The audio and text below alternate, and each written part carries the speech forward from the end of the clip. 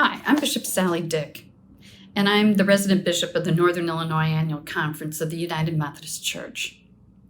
The days between Juneteenth and the 4th of July have been a time of reflection for me about our country, about the church, about our communities, about white privilege, about anti-racism, about what it means to be patriotic right now, about revolution.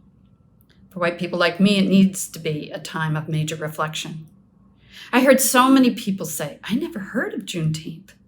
Well, I'd heard of it and could have answered a couple of multiple choice questions about it. But this year, I heard it with my heart.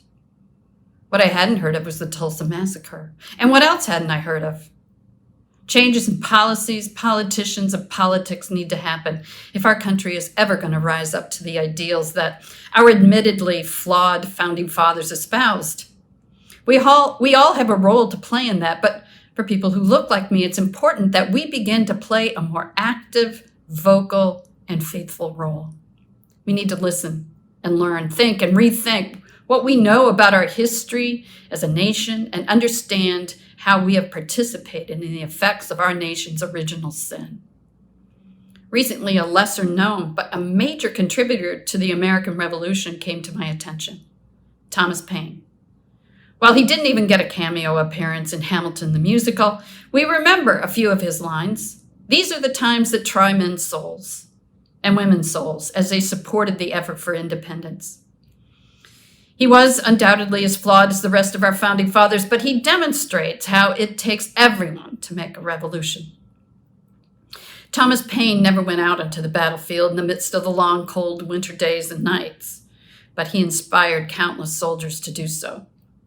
His contribution was to shape the hearts and minds of the ordinary people toward revolution, toward service and sacrifice to their country, to build a nation on laudable principles. Paine's was a call to arms to a revolution. The revolution we need today is a revolution against racism and its effects upon our own citizens for generations. Like Thomas Paine, we need people who look like me, in particular, to help shape a will for that revolution against racism.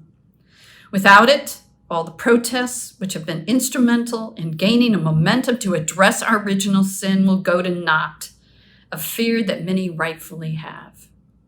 The pandemic lifted the cover off the inequities and injustices that have occurred for over 400 years against African Americans and exposed them for all to see. Injustices, even in the way in which history is told, were always there, but now more people are seeing their existence in a new way.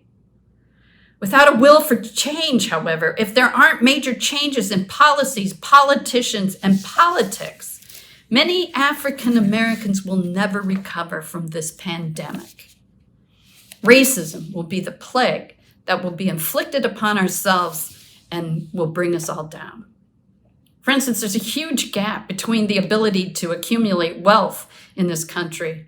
And one aspect of white privilege has been not to know that or not to acknowledge that reality. We must boldly create a restructuring of economic gains.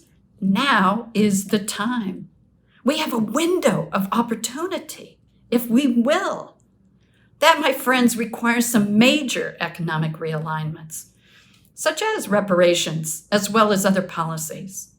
It requires all of us to make sure that people vote this fall. It requires all of us to get people counted in the census. But mostly, it requires this will for change, a revolution against racism and its systemic impacts on whole communities of people.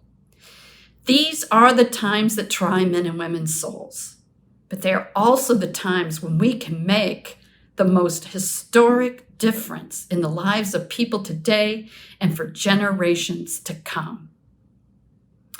May that be all of our resolve for a happy 4th of July.